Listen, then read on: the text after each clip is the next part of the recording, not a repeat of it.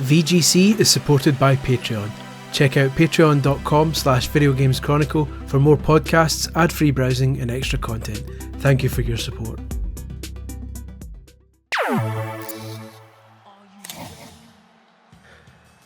Hello there and welcome to VGC. My name is Chris Scullion and I am joined by the mouth of the South, Jordan Midler. Jordan, how are you today? I'm good, Chris. I'm a degenerate, so I'm glad that you've got this intro for me ready to go. I like your gamer tag, 2dev6873166651. How did you choose that? Was that a childhood nickname? Well, to be fair, I wanted 2dev6873166650, but that was already taken, so I had to kind of It's always the way. bump one up. I was recently playing WWE 2K26 in sunny old London, and I've got a bunch of gameplay footage to share over the next few days with a wealth of embargoes just to make it nice and confusing. So over the course of the next few days we'll be putting more videos up showing different elements of the game, but today's just a general look at the gameplay and just some other various bits and bobs like the Ringside Pass and stuff like that, showcase mode. But yeah, I wanted to put this in first because obviously a lot of the kind of DX, some of them are kind of tied to more expensive versions of the game, so I thought I'd do DX entries just to let folks see. This is one of the new things. It's you can do like handshakes and stuff like that at the start of the match now. So you can offer a handshake and they can take it, and if they take it, you can then try and attack them and all that kind of stuff. So a bit of gamesmanship at the start. The main thing, I'm curious to know your take on this because this is the main thing that changes it. You'll see in a second, Chelsea Green, who I'm playing as, she's now got a purple bar. Right. And what that basically means is, if you look down at Stephanie Vicare's health in the bottom right, she's got this yellow bar that's going round her health now. That is both your stamina and your reversal. So as you do attacks and as you reverse moves, that bar goes down. And when the bar reaches the end, you get a purple bar for a while, and that means you can't reverse. You're not stunned, but you can't reverse. And I think that's designed to stop people to matches just being reversal when people start getting really good at it. It gets to the point where, so you need to be careful what moves you use and which reversals, how many reversals you do, because it's kind of like back in the day when there would be like 5 dots, and you would have 5 reversals, and a major reversal would take 2 of them and stuff like that. Aye. Exactly like that. Although obviously there's a bit more room, more wiggle room now, because you can. I'm assuming the exploit some people will do is giving their superstars loads of long moves that take a long while for the animation. Because I've noticed when you start a long move, that yellow bar starts to fill up again. So I think you'll get a lot of people, but it will probably result in slower matches because you'll get people taking people out and then just taunting and waiting for people to kind of rest a bit. Did you get the sense that was something that was maybe tied to a stat? Like, would Kurt Angle have like a really big reversal meter or something like that? I would imagine so. I didn't tinker with it for long enough to figure out, but I would imagine that's the case, certainly, because that's the case with stamina, obviously, in the main game. I would imagine, people kind of blow up quicker and lose their juice. It's an interesting one. It's one that's going to take a bit of getting used to. I'm curious to see how it will play out in my faction, because obviously my faction, when that gets really difficult, you need to rely on reversal, and if that's going to not be allowed anymore, you're going to have to figure out ways to make the AI run out of reversals before you do, essentially. I'm still absolutely traumatized for trying to beat AJ Styles to get the retro version. So it was. I mean, hopefully it ends up being a good thing, and there's going to be exploits that let you. Because the problem with those hard ones is that everything was being reversed. Yeah. And hopefully now this at least also gives a glimmer where you can actually find a window to do damage. So we'll see. But for the most part, those are the two major base gameplay things, the option to kind of do the handshakes and stuff at the start, and then this meter, which obviously is going to be far more game changing. Also, quite a few new faces. Chelsea Green's got a new face. I think Charlotte Flair's got a new face. When the game comes out, we'll do a comparison article, which we usually do. We're looking at the faces and seeing who's different and who isn't, but by and large, fairly happy. Speaking of Chelsea Green, Mick Foley's still in the game. I know he said that he was letting his Legends deal elapse, but most people assumed that this would be the last one that he's in until that gets sorted out. Yeah, Mick Foley's still in the game. Cactus Jack is one of the showcase matches, so he might actually be in this video, actually. But Yeah, so that's he's still in it, but like you say, I would imagine this is the last time. This is the Ringside Pass. Here we go.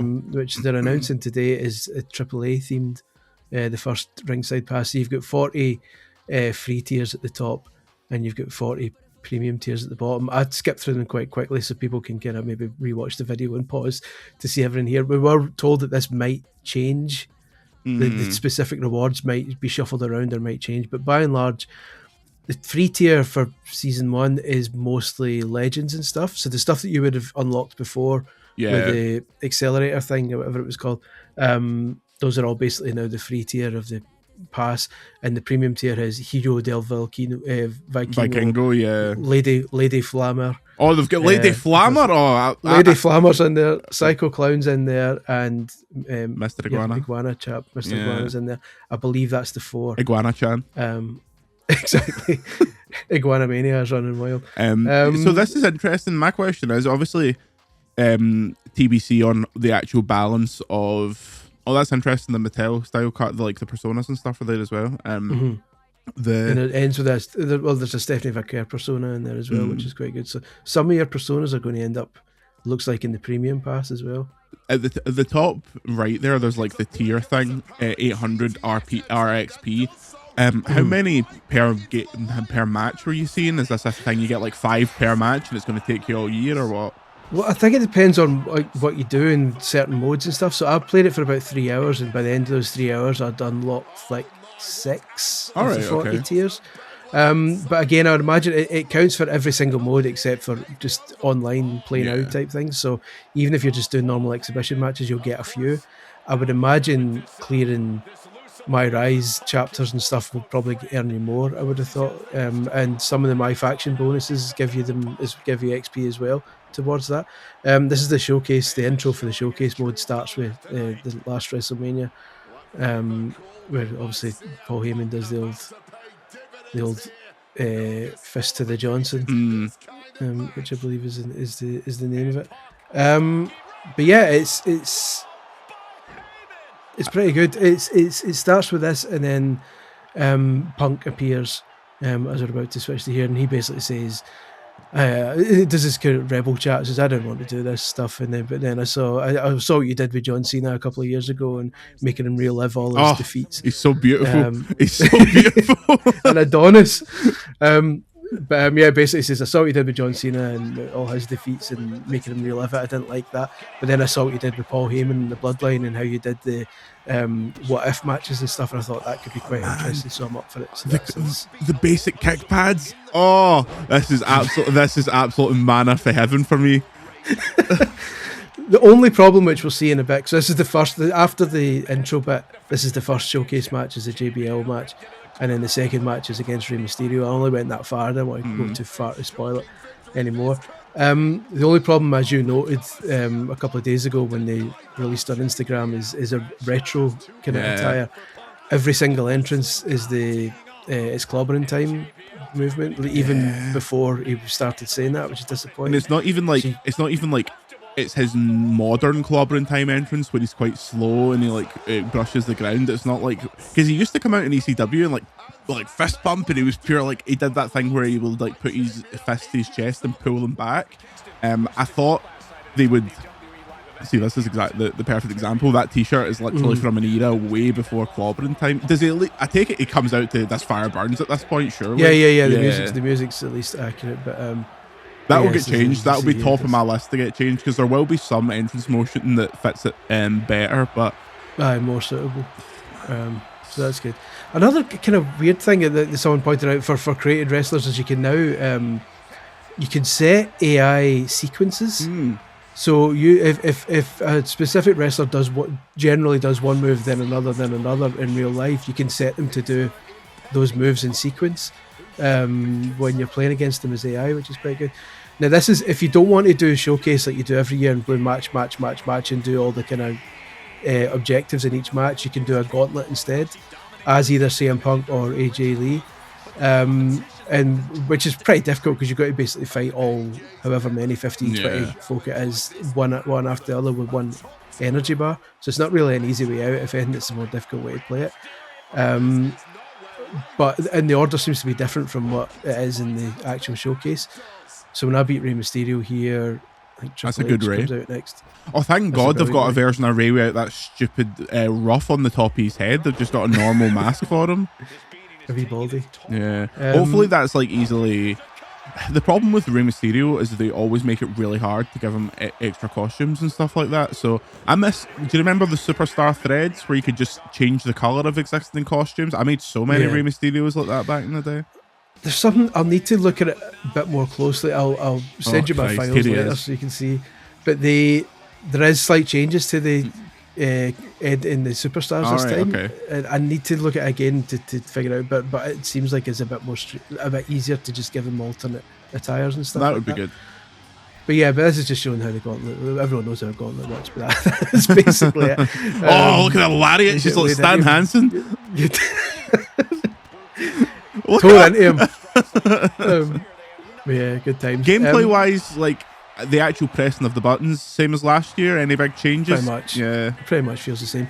This is an interesting change. You can now control the entrances. All right, okay. But it seems quite basic from what I've seen. So basically, if you press, I think it's left on the D-pad, they kind of pump the air like as I face. And if you press right, they put their arms out like a heel. So I'm about to do a heel thing here.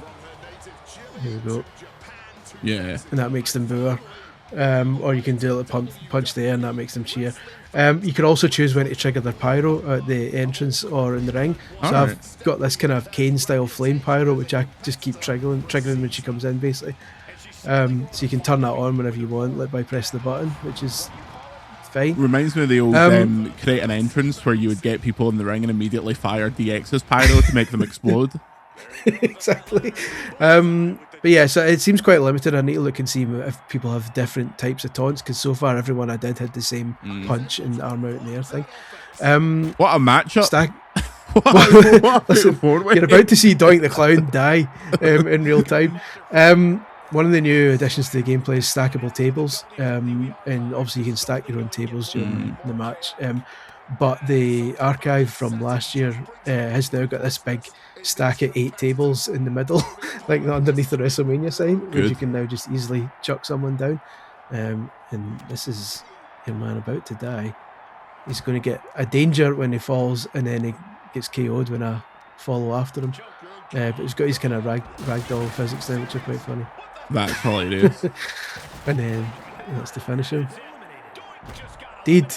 The thing is, like, obviously, I wanted to ask about the weapon physics, because everyone always compares it to SVR 2011, where the weapon physics were basically perfect. So whenever you threw someone on a ladder or whatever, it would react accurately. Is that kind of, is it back towards that kind of tier? It's getting that way. Yeah, it feels a lot more like the rest of that stack that was there. If the video had kept going on, I did like another move near that, and the rest of the tables just fell. they kind of lost because they'd lost their kind of their grounding. But that's it. That's basically it for today's video. I've got another gameplay video up on the channel just now, if you look at that as well. It's just 2 matches without commentary. I just thought people might want to see, just hear Booker T's ridiculous new commentary. I can't believe it. If you properly choose the scenery up, choose the microphones, that's brilliant. But yeah, so like I say, tomorrow we'll have the Inferno match and I Quit match and some stuff like that. The day after we'll show a bit of my faction and a bit of the island. But that's pretty much it. So far so good. But thank you very much, Jordan, for joining me and discussing the old World Wrestling Entertainment. Any other kind of thoughts as we roll this out? It was good that you did it, because I would have just played the CM Punk showcase for the entire thing and got 0 other for the whole 3.5 hours. All right, thanks very much for watching, guys, and we'll see you next time. Thank you. Bye-bye.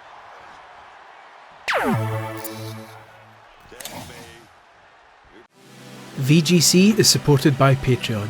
Check out patreon.com/videogameschronicle for more podcasts, ad-free browsing and extra content. Thank you for your support.